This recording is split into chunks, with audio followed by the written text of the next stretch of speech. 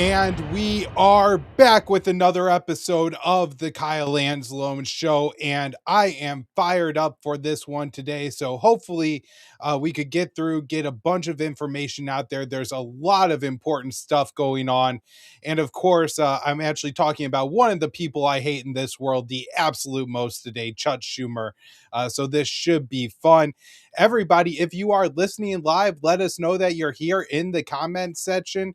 I, of course, am interested in having more guests on the show. So if anybody has recommendations on a new guest they'd like me to have on, or you got one of your favorites that you haven't seen in a while, go ahead and drop their name in the chat and we will look at having them back on the show.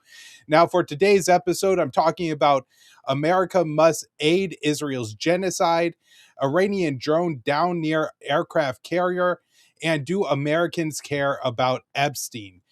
So first off, let's roll this clip of Chuck Schumer. This is over the weekend. He's addressing some Jewish Americans and discussing one of his most important policies. For aid to Israel, all the aid that Israel needs. I will continue to fight for it. And we delivered more security assistance to Israel, our ally, under my leadership than ever before. We will keep doing that, everybody. It is so important to give Israel what it needs and to protect itself from the many in that difficult region who want to wipe Israel off the face of the map. We have to do everything to do that. We have to do everything to ensure that the delicate ceasefire secured last year paves the way to lasting peace, where people can live side by side, as many have mentioned, in a two-state solution. So a lot here, but first I gotta say, I have hated this man with a passion since I want to say the 2000s when I first heard his testimony, or not his testimony, his questioning of witnesses at the Waco trial. This man is an absolute monster who, this clip is another example, just like Waco, make it very clear that he doesn't care at all about the death of children. He is just an abomination.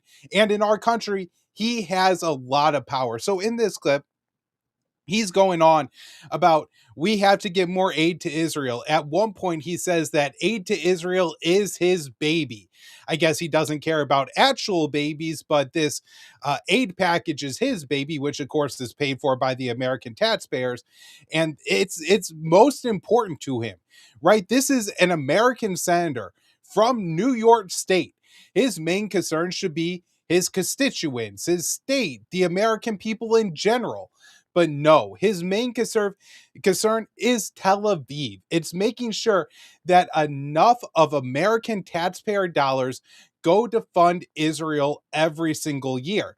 Now, over the decades that the U.S. has been sending these annual aid packages, multi-billion-dollar annual aid packages to Israel, it's totaled up well over $100 billion. And of course, when you adjust for inflation, we're talking hundreds of billions of dollars. And Chuck Schumer doesn't like acknowledge that or even like state why they need more, right? If we've given a country hundreds of billions of dollars and they still can't defend themselves, then at some point it's got to be on them. Right? Even if you agreed with this policy at one point, it's obviously not working because Israel needs more aid from the US than ever. And Chuck Schumer made this clear. In fact, he brags about how after the Hamas attack on October 7, 2023, the US flooded Israel with weapons. And he celebrates this as a triumph. But those weapons were dropped on innocent people in Gaza. Mostly 83% of the casualties in Gaza, and not deaths in Gaza, completely innocent people. You're looking anywhere 20-30% of the deaths, children. Just today, two infants, right? Two human lives that had not even reached their first year were extinguished by Israel dropping bombs on Gaza in the middle of a ceasefire. And this man is actually standing on stage, receiving applause, disturbingly enough, bragging about the policy of giving Israel the weapons that they use to kill children. Look at pictures of Gaza. Look at any of the testimony. Look at what people are saying about Gaza. It's an absolute horror show. It's a genocide aimed at ethnically cleansing, removing every last Palestinian from Gaza. That's what Israel is trying to do here. And Chuck Schumer is up there. The leader of the Democrats in the Senate minority leader, one of the most powerful men in this entire country, is bragging about how he took your dollars, the money that you worked really hard for, and he took some of that out of your pocket and went and gave it to a bunch of rich people in Tel Aviv so they could have their genocide in Gaza. It's unbelievably disgusting what Chuck Schumer is doing here. I I can't believe that he still has his position after all of his gaffes over the years, after all the horrific policies that he supported, the positions that he has taken. But he is now in a massive place of power in this country, and he is making it clear that he not only is he not like going to condition or say like Israel, if you want some more aid from us, you have to do X, Y, and Z. No, just unlimited. He's going to throw every last dollar of aid that he could possibly get out of the American taxpayer pockets and give it to Israel. Now, one more point I want to make on his comments there. So, towards the end of that, he starts touting the ceasefire in Gaza, calling it a peace deal. What peace? Over the in less than 4 months since that ceasefire was agreed to, over 550 Palestinians were killed. On the day that he was giving that address, 30 Palestinians were killed, including 7 children.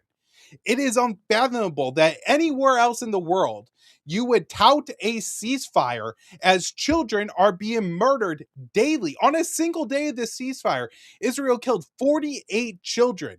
Again, just today, killed 2 infants along with 5 other children. They're still just bombing family homes, erasing entire bloodlines off the face of the planet because they see those people as subhuman. They're in the way of the greater Israel project. Their lives do not matter. And Chuck Schumer is making it clear that America will fund Israel in that conquest. Now, I just want to talk about how perverted it is that he is touting this ceasefire and peace deal as he's guaranteeing that we're going to funnel billions of dollars of aid to Israel every year. If there is one thing on this entire planet that could get Israel to stop the genocide in Gaza, it's the American government telling Tel Aviv, enough. You are not doing this anymore. We will not pass you any more intelligence. We won't give you any more military training, no more joint war games, no more military aid. Your Air Force will ground to a halt. You will be vulnerable to attacks from multiple countries in the region. You are no longer the regional hegemon that could do whatever it wants. We are pulling the plug on Tel Aviv unless they enforce this, unless they really stick by this ceasefire and let the Palestinians in Gaza live. Now, by Schumer saying that, he's going to make sure that we never cut the U.S. military support to Gaza, that we never help out or to Israel, that we never do anything to force Israel to comply with the ceasefire, that he's just giving them an absolute green light for the genocide. And Schumer saying this makes it clear that in Washington, this is a bipartisan policy. This isn't Trump's policy. This isn't Biden's policy. This is the policy of the super majority of people who have any power in Washington, D.C. The American people, eventually, we have to stop this, right? America first, or just being an American should mean that your concerns of your country become before any others.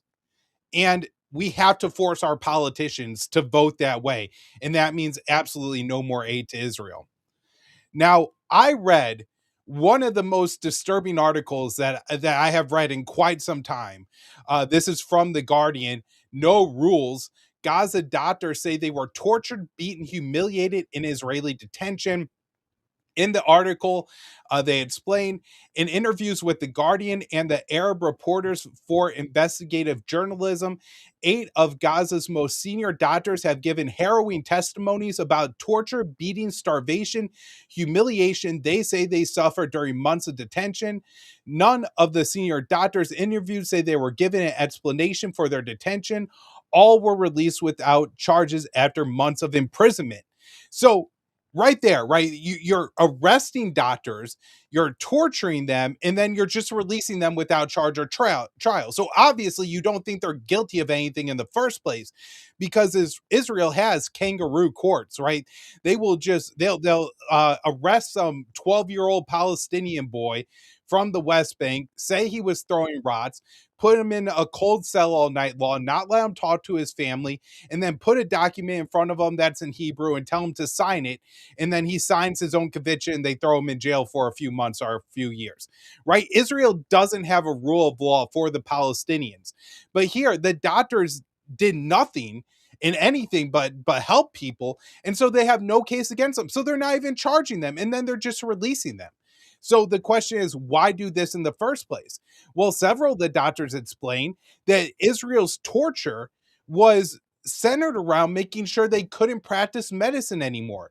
And so they're talking about, chaining up surgeons' hands and hitting their hands. And, just can you imagine breaking the hands of a surgeon, somebody who uses his hands to heal the bodies of others?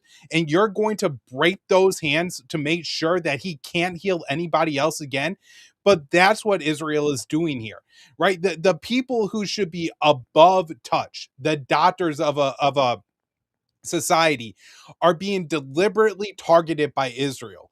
And the reason for this is Israel's whole plan for the Palestinians in Gaza is to make life there so unbearable, to make the conditions so horrific, to make it so that families can't remain there if one member of that family needs some kind of lengthy medical care, right? Like even something as simple as diabetes or heart failure, that all families experience, right? They're trying to make it so you cannot get medical care in Gaza. So they killed over 1,000, excuse me, medical professionals in Gaza. They've arrested hundreds that they still hold. They've arrested dozens of others that they've since tortured and released. And also, they're doing this. This is from Haaretz. IDF accepts Gaza's health ministry death toll of over 71,000 Palestinians killed during the war. And actually, I want to go to this next one here. Israel to halt MSF work in Gaza. MGO slams plan to obstruct aid. So this one here, this is ties into the doctor stuff I was telling you about. Sorry, I went a little out of order there.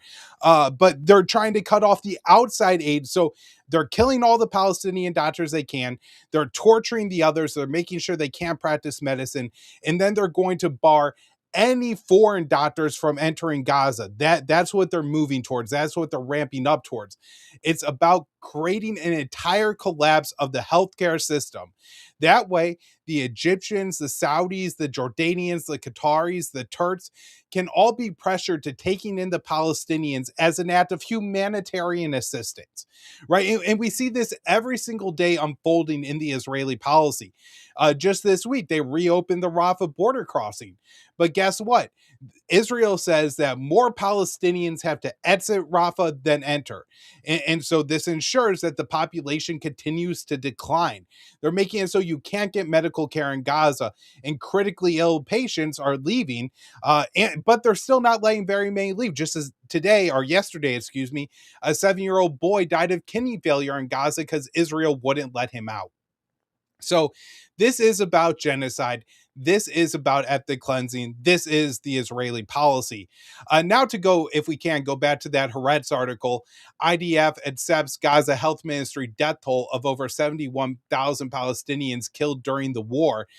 This really upset me because for 2.5 years, I have been called an anti-Semite, a Jew hater, a propagandist, pro-Hamas, pro-Al-Qaeda, pro-Islam, because I said the Gaza Health Ministry's numbers seemed accurate. And this was based on the fact that in previous conflicts, multiple bodies, international bodies had authorized Gaza's health ministry numbers, that Palestinians understood how to report their dead to the hospitals because they had gone through so many rounds of Israeli bombing. And the sheer destruction in Gaza suggests that the death toll is actually a lot higher.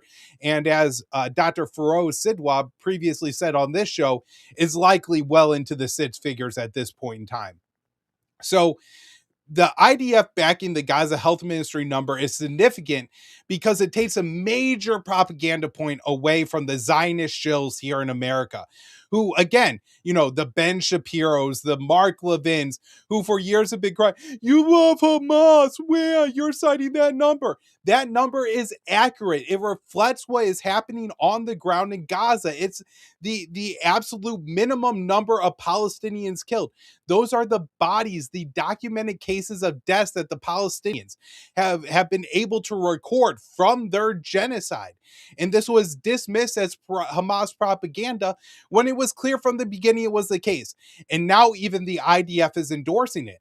And so all those people should be incredibly embarrassed, spend the next 2 years just going around and going through all their Twitter mentions and personally apologizing to every single American they wrongly smeared as an anti-Semite for putting out a number that's now backed by the IDF. Of course, they won't do that. They'll switch to a new talking point. They'll claim that, oh, this isn't a genocide. It's just a big bombing campaign. And it was all Hamas's fault for using human shields. When, the reality, the facts on the ground in Gaza make it absolutely clear that that wasn't the case. Now, I have one more kind of story on Israel here that I want to mention. So, this tweet came out today. This is from one of the former Washington Post reporters in the Middle East. But apparently, the Washington Post has gotten rid of most of its Middle East correspondents along with the editors. And I have to at least somewhat wonder if the Washington Post isn't wanting to really cover the Middle East right now, because every single day it becomes more clear, undeniable, the indisputable fact that every single person with two pair of eyes and two ears could figure out that there is a genocide going on in Gaza, and the Washington Post doesn't know how to cover it. None of these mainstream outlets do. Today, I was reading an article from the Associated Press where they say Israel continues to test the ceasefire in Gaza. They're not testing the ceasefire. They're shattering. They're destroying the ceasefire. There is no ceasefire.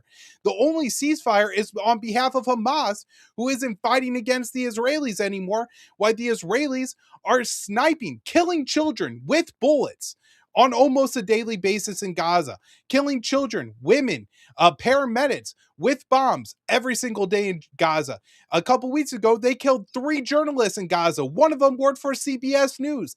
They were on assignment from a major Egyptian charity with funding from the Egyptian government. Their actions, their everything was very clear what they were doing, and Israel murdered them because they can, because they know they're going to get away with it, because this is about genocide. And how do these outlets possibly cover genocide without turning the American people against Israel? They can't do it. So as much as, they'll try to throw words in to make it seem like Israel hasn't destroyed the ceasefire, every single person who reads that article is probably capable of thinking, I don't think the Associated Press would be saying that Russia tested a ceasefire if they were killing 550 people over the first 4 months of that ceasefire. I don't think they would say that Russia was testing a ceasefire when they were violating every single condition of that agreement. By the way, for as many people over the past couple of years who have said Hamas is deplorable, they hold the bodies of Israeli citizens and soldiers who they killed, Israel is still holding the bodies of 766 Palestinians, even after that hostage exchange was completed. And so I think the Washington Post is running away from the Middle East because they don't know how to cover Israel in the middle of a genocide without completely turning the American people off of supporting Israel. All right, so let's go on to Iran. Donald Trump had some pretty wild remarks today about the situation in the Middle East. So let's roll this clip. The supreme leader in Iran be worried right now? I would say he should be very worried, yeah, he should be. As you know, they're negotiating with us. I know they are, but the protesters have said, you know. So let's pause it there. So he's getting into here and making a threat. And first of all the journalists here bear some responsibility, right? Why would you ask that question? Should the leader of a foreign country be worried? Right? Like, ask Donald Trump what his Iran policy is, how the Iran policy will benefit the American people, why this is a good thing to do. Like, test him, not just give him talking points to spew out. It's almost like Donald Trump wrote this script, right? So he could say, yeah, the Iranian leader should be very worried. Now, he says that negotiations are coming up. It seems like a big question if those negotiations are actually going to take place. So initially, it was reported that the Iranians and the Americans had agreed to hold multilateral talks with several Arab parties involved in Turkey, in Istanbul. Now, Iran, wants to move those talks to Oman and limit those talks to just the U.S. and an Omani mediator. It appears that these talks probably aren't going to be progressing, but Donald Trump is trying to sell them. Now let's hear what he has to say about the protests in Iran. Where are the Americans? You promised them we would have their back. Do we still have their back? We've had their back, and look, that country's a mess right now because of us. We went in, we wiped out their nuclear. So that's the question. If we wipe them out, we have peace in the Middle East. Yeah. If I didn't take out their nuclear, think of it. If we didn't take out that nuclear, we wouldn't have peace in the Middle East because the Arab countries could have never done that. They were very, very afraid of Iran. They're not afraid of Iran anymore. We wiped out those beautiful B-2 bombers. One's right over there. Those beautiful little models. Those beautiful B-2 bombers went in and they hit their target, every single bomb, and obliterated it. And because of that, they were going to have a nuclear weapon within 1 month. Yeah. Within 1 month, they were going to have a nuclear weapon. Yeah. That was a big threat. That they're not going to have it anymore. All right, so pause it there. A couple of things he gets into there. One, he says we're helping the protesters. As much as I don't want the U.S. in any way involved in a regime change in Iran, Trump, I think, actually really hurt the protest movement in Iran. He encouraged them to rise up. He said, take to the streets. Of course, then Mossad and likely the CIA work with their assets on the ground in Iran to turn it from a protest into a riot. But then Donald Trump is saying, stay in the streets, we're going to send help. And the Iranian government is gunning down protesters along with the rioters during those events. And Trump is saying, we're sending help, keep up there, go protest. And then he bats down. He decides not to attack Iran. And so I don't understand. I'm not saying I would have endorsed the Trump attack on Iran. I'm just saying I don't know how he could stand there waving his arms around and claim that somehow he helped the Iranian protesters. Now, his next lie is even more significant. He says that Iran was going to have a nuclear weapon within a month. Iran wasn't even working on a nuclear weapon. They have a fatwa, religious decree against getting a nuclear weapon. Every single governing body, the IAEA, the International Nuclear Weapons Inspectors, are in Iran all the time and are before the attack in June, and they verified that Iran was not working on a nuclear weapon. Less than a year ago, in March of last year, Director of National Intelligence Tulsi Gabbard told Congress Iran's not building a nuclear bomb. They don't have a program to build a nuclear bomb.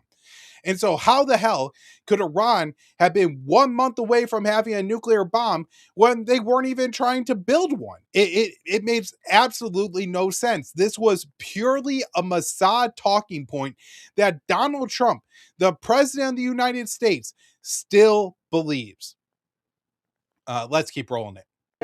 We've obliterated. What's the deal about? I mean, if there's no more, are they trying to restart the nuclear program? Well, I heard that they are, and if they do, and I let them know, if they do, we're going to send them right back and do their job again. So your understanding is they tried to restart it, and that's why you're threatening force? They tried to go back to the site. They weren't even able to get near it. There was total obliteration. But they were thinking about starting a new site in a different part of the country. We found out about it. I said, you do that, we're going to do very bad things to you. So he's kind of contradicting himself even as he says it. In one sense, I've heard that they were rebuilding their nuclear program, and then he said, "Oh, they tried to go near it and they couldn't even get close." What is going on? And by the way, Mr. Journalist, why not ask Trump where he heard that from? That seems to be some pretty important information. Did it come from US intelligence? Did it come from Israeli intelligence? Or did he hear like Mark Levin or Lindsey Graham yell it on Fox News? Right? There's a lot of possible places he could have heard that from. And depending on the source, it makes a hell of a big difference how credible that information is. So, uh, unbelievable that he doesn't ask a follow up question there. And I think as we hear Trump speaking, this is really a sign that Trump hasn't even settled on a reason for pursuing regime change in Iran. It's the protesters, it's the missiles, it's the nuclear program, it's the oil and stuff. You know, he's going to come up with a long list of reasons, none of which are even microscopically appealing to the American people to go to war in Iran over. As you know, they say they want to limit the range of Iranian ballistic missiles in the Middle East. Well, the problem with that is the missiles can't hit the United States of America.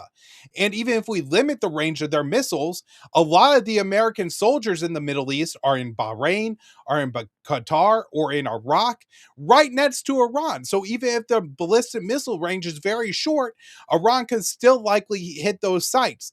The only party that benefits from Iran limiting the range of its ballistic missiles is Israel, because they want to make sure Iran doesn't have missiles that could hit Israel.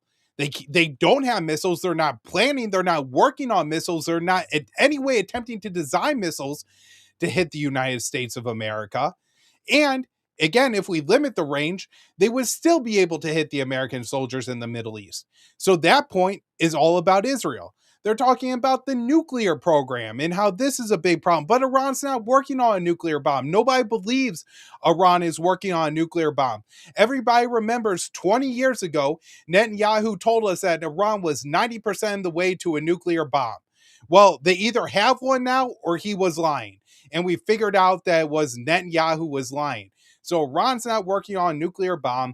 Americans don't care if Iran is backing Hezbollah or Ansar Allah in Yemen. These groups have no desire to attack the United States of America, no capability to attack the United States of America, particularly if we're not in their country or right off their coast. And so these are just non-issue for Americans. And yet Trump is trying to use all of them to generate enough fuel to go to war in Iran. Now, I do want to go over a couple of big updates that happened in the Middle East over the past couple of days. This first one, exclusive, U.S. shoots down Iranian drone approaching aircraft carrier. And Reuters explains the U.S. military shot down on Tuesday an Iranian drone that approached the Abraham Lincoln aircraft carrier in the Arabian Sea, a U.S. official told Reuters.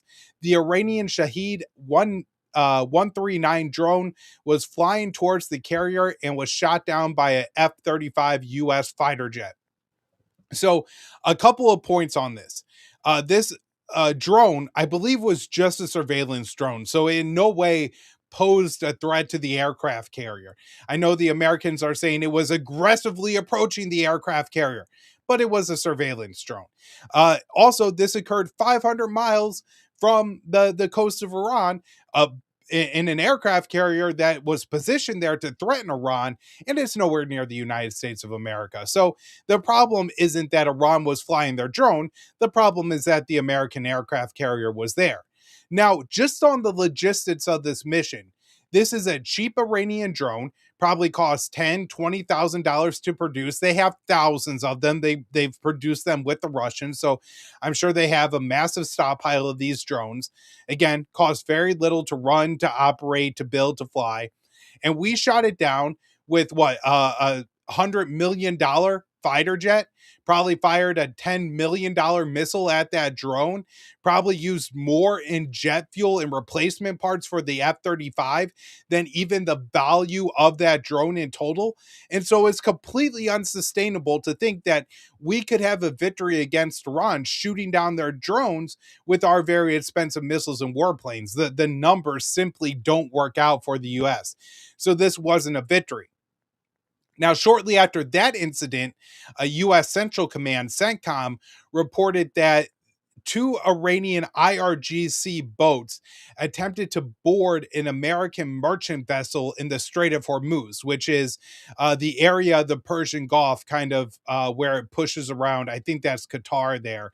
And so it's a very narrow choke point. It's a lot of it's in Iranian territory. And so the U.S. says that they had to deter Iran from interfering with an American merchant vessel there. I think these two events just go to show the danger of the situation and how even if Donald Trump isn't sitting in the White House right now thinking, I'm going to attack Iran sometime soon, how quickly events in the Middle East could spiral out of control away from Donald Trump and he ends up going to war with that country. Now, I did want to mention here, this is a tweet from RT, but it's a statement from the Iranian government. They say that surveillance drone did achieve its mission. And so I wonder if Iran is trying to make sure they have locations on the U.S. warships in the region because they plan on firing at those American warships should the U.S. attack Iran. And that's really something to consider if we want to put that many of our sailors. There's 5,000, 6,000 sailors on one of those aircraft carriers. Imagine if it gets hit, even if the ship doesn't get sunk. I mean, we could talk about losing a lot of Americans. And then Trump is in a position where he's just going to continue to escalate. Now, if Trump's remarks on Iran weren't infuriating enough, here is Secretary of State and National Security Advisor Marco Rubio. Of those discussions and what the agenda needs to be. Look, I think in order for talks to actually lead to something meaningful, they will have to include certain things. And that includes the range of their ballistic missiles. That includes their sponsorship of terrorist organizations across the region. That includes the nuclear program, and that includes the treatment of their own people. The fundamental... So this is really bad news. If there was any hope that these talks that were going to happen, might happen in Oman this weekend, were going to be an off-ramp for a potential war, Rubio laying out these conditions absolutely ensures that the talks don't go anywhere. The Iranians have made it very clear that they don't want to have nuclear weapons, and they are willing to agree to limitations and restrictions on their civilian nuclear program in order to ensure that they cannot possibly obtain a nuclear bomb. They're basically saying, look, we know that the US and Israel have nuclear weapons, and if we end up at war with either of those countries, we're probably going to get nuked. So we're willing to put additional limitations on our nuclear program to take that propaganda point away from the Israelis and the Americans. Make it clear that we don't have nuclear weapons. There's nothing to attack us over. But Rubio wants to take it so much further than that. It's not just about making sure Iran can't build a nuclear weapon. It's completely getting rid of Iran's enrichment capabilities. Now, uranium enrichment is really important for Iran. It allows them to have a self-sustaining, self-sufficient nuclear energy program. It allows them to be able to run their nuclear reactors, have the fuel for it, and things like that. It makes Iran an independent, sovereign country. They see their enrichment program as absolutely key to the country's sovereignty. Now, I'm sure in Tehran, they also understand as well, it does give them a latent nuclear deterrent. Once you have mastered the enrichment cycle of uranium, it's then only a matter of how much you want to enrich that uranium. And if you want to enrich it up to weapons grade, you can do so. Now, there are some other issues as far as assembling the bomb, making sure it detonates, although several countries have done it at this point, so I'm sure the Iranians would probably feel fairly confident that they could figure out how to design and make a nuclear weapon. On top of that, then they had to put find a missile for it to go on, but All the same, Iran's not building a nuclear weapon. They just want their nuclear enrichment for civilian purposes. And the US is saying Iran can't have that. That's the first absolute red line for the Iranians. The second one is Rubio says that Iran can't have ties to terrorist groups in the Middle East. And what he's talking about here, I think, is mainly Hezbollah and the Houthis are Ansar Allah in Yemen. Now, while those groups have done some pretty nasty things to civilians, find one group in the Middle East who hasn't. And if we're talking about, backing groups that commit human rights violations, I mean, you could look at the Shia militias of Iraq and Syria, which the U.S. bet that were absolutely horrendous to the civilian Sunni population of the Iraqis, or even our Kurdish allies in Syria, our Al Qaeda allies in Syria, Israel's Al Qaeda linked allies in Gaza right now. They are just going around beating and detaining innocent Palestinians. And so this is common in the Middle East to support groups that do bad things. It's one of the ways that Iran has ties to other countries in the region, other groups in the region. It's a really practical and normal part of their foreign policy. And the US only wants to take it away from Iran, not because the Houthis threaten the US, not because Hezbollah or even Hamas threatens the US, because they threaten Israel, because they could stand up to Israel, because these are groups who could potentially stop Israel from expanding their borders into southern Lebanon, into southern Syria, the Gaza Strip. This is what Israel has its eye on, and these are the groups that could stop it. And that's why Rubio wants it ruled out. And then we kind of already went over the limitations of range of the ballistic missiles, but I do think it's really significant. Now, before we wrap up the show for today, I know I haven't talked really about the Epstein files. There's a ton of information coming out. I haven't been following it as closely as most, a lot of other people have over the years. And so I feel like I'm a little bit behind. I'm still catching up. Need to get a handle on how Jeffrey Epstein handled and used his email before I'm actually weighing in on some of the emails coming out. I do want to have a guest on the show to talk about that. So if anybody has a suggestion, please drop a name in the comment section and we will look at having that person on. But here is one thing that I can weigh in on. This is Bhatia on CNN explaining how Americans feel about Epstein. Well, I'm just, okay, I really agree with the president. I think that most Americans just do not care about this. This has been an obsession of elites on the right and now elites on the left. Elites on the right were obsessed with it when they thought they could use it to hurt leftists, and now the left is obsessed with it because they think they can use it to hurt the right. So let me make it clear. This lady is just an Israeli shill. She is trying to dismiss the Epstein files now because one trend that I do see that I think is very clear is it is showing that, again, for years and years and years, we heard, oh, you're an anti-Semite if you say Epstein was tied to Mossad, that even if Epstein wasn't a Mossad agent, he certainly was working with Mossad. It may not have been on Mossad was using Epstein. It may have been a little bit more mutual, but it does seem like they were very strong ties there. So she's claiming that the American people don't care. Let me make one thing clear. Other than maybe economic issues, being able to put food on the table, to clothe your kids, to have a roof over their heads, the one thing that the American people across the political spectrum, libertarian, Republican, Democrat, leftist, that they hate, that they're very concerned about, is sex crimes against children. In this country, if you go on social media in this country, there is a whole culture of people who just say all pedophiles go through the wood chipper. That's a pretty standard line in American discourse. And so the idea that a elite pedophile a convicted elite pedophile, right? Like he's actually been charged with having sex with and convicted of having sex with an underage woman. We know there were many, many more. That the American people don't care about that issue is completely insane. I am sure that many, many Americans care about this issue, and it's really hurting Donald Trump. It's really turning Donald Trump's base against him. And to just go out there and say that the American people don't care, it's reinforcing that narrative to maybe the Republican elites, but it's losing the Republicans their base. Republicans in particular are pro law and order. They want the pedophiles rounded up and maybe executed, right? I don't even know if they want to send them to jail. They may just say the cops could kill them on the side of the street and leave their bodies to rot, because nobody likes pedophiles. Everybody hates pedophiles.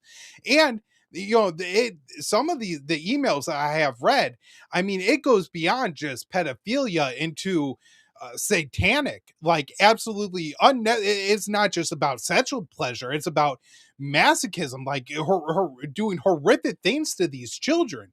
And the American people 100% care about that, and anybody who says the opposite is going to lose all of their standing with the American people. All right, everybody, that's going to do it for the show today. I really appreciate everybody listening. I saw the chat was very active today. I saw one recommendation for CJ Kilmer to come on and talk about the Epstein stuff. CJ is one of my coworkers over at the Libertarian Institute, so I'm sure I could get him on.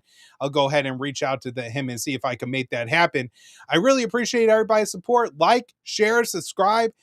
Particularly subscribing on YouTube is the most important thing you could do to help this show grow. And we'll be back with another episode tomorrow at 4:45 Eastern.